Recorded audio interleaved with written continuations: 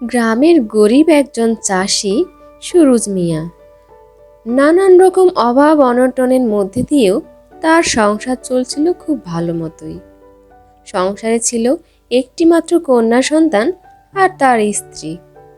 একদিন কাজ থেকে বাড়ি ফিরে এসে দেখলো উঠানে বসে তার স্ত্রী যেন কি ভাবছে। গিন্নি, এই ভর দুপুর বেলায় বারান্দায় একা একা বসে কি করছো? আর মেয়েটাকেও দেখছি না, স্কুল থেকে কি ফেরেনি এখনো? যাকগে, ক্ষুধায় না পেটটা একদম চ চ করছে। তাড়াতাড়ি ভাত বাড়ো তো দেখি, আর আমি যাই নদী থেকে দুটো ডুব দিয়ে আসি। কি আর করবো গো, তোমাদের পথ চেয়েই বসে আছি। মেয়েটা তো এখন পর্যন্ত স্কুল থেকে এলো না। ঠিক আছে, তুমি তাড়াতাড়ি স্নান সেরে এসো, আমি তোমাকে ভাত বেড়ে দিচ্ছি। মেয়েটাও এখনই চলে আসবে, এই এলো বলতে হয়। এই মিনা, আজকে তাড়াতাড়ি বাড়ি যেতে হবে রে।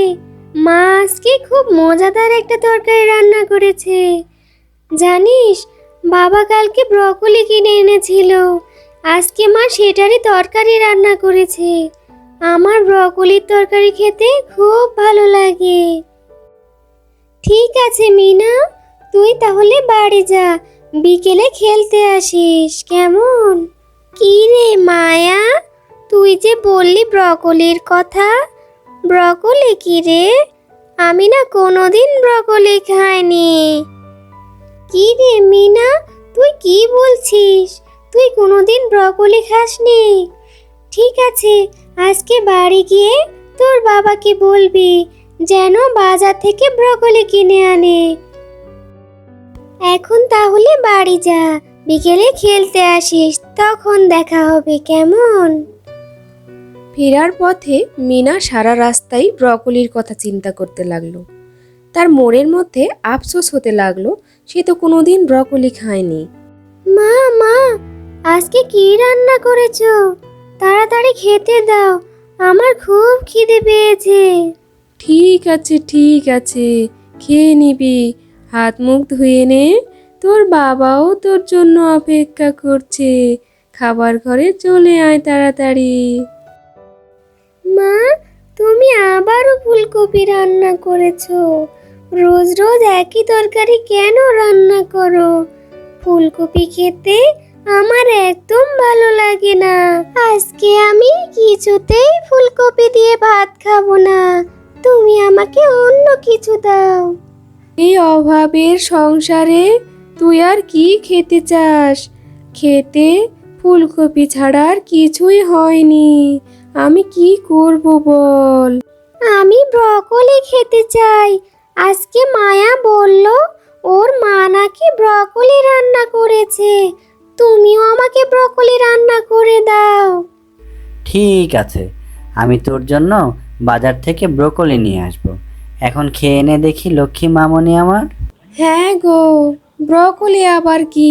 তুমি কি চেনো? আমি তো জীবনেও নাম শুনিনি বাপু। না গো, আমিও তো শুনিনি। দেখি বাজারে গিয়ে যদি পাই। মেয়েটা যে ব্রোকলি ছাড়া ভাতই খেলো না, কিন্তু ও জিনিস পাওয়া যাবে বলে মনে হয় না। গ্রামে তো কোনো দিনই দেখিনি। ওগুলো শহরের বড়বাবুদের খাবার। এই বলে সুরুজ মিয়া বাড়ি থেকে বের হলো বাজারের উদ্দেশ্যে। ব্রকলি ছাড়া মেয়ে যে কিছুতেই ভাত খাবে না, তাই সে ব্রকলি কিনতে গেল।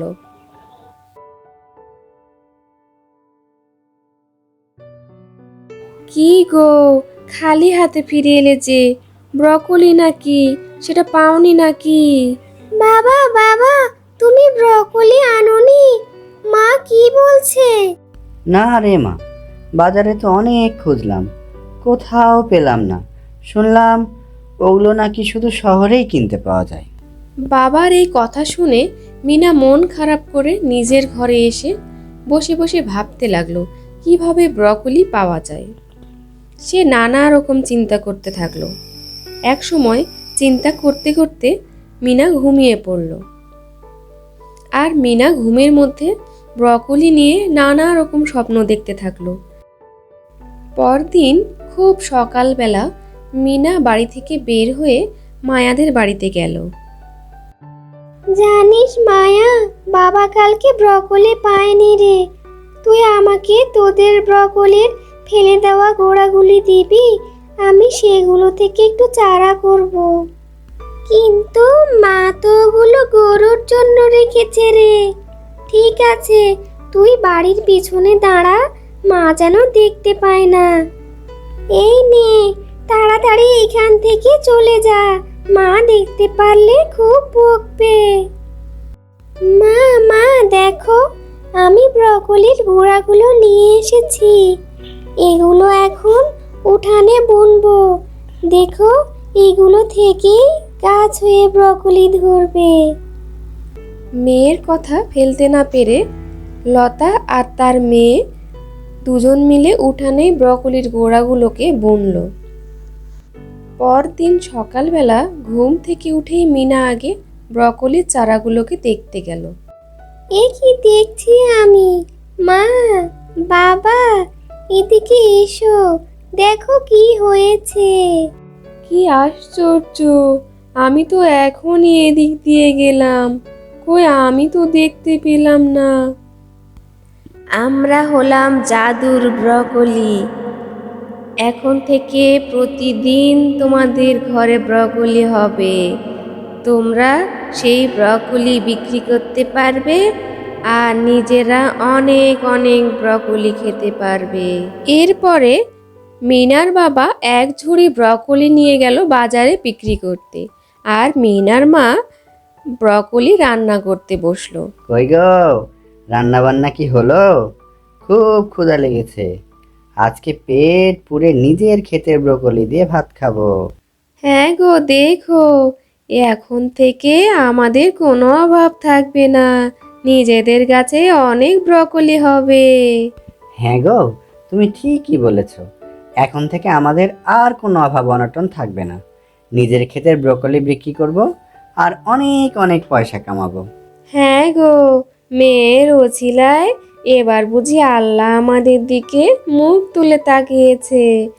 এভাবেই নতুন নতুন স্বপ্নের আলোচনা তাদের মধ্যে চলতে থাকলো। মেয়ে স্কুলে যায় আর স্বামী যায় সবজি বিক্রি করতে। এভাবে করে সুখে তাদের দিন কাটতে লাগলো।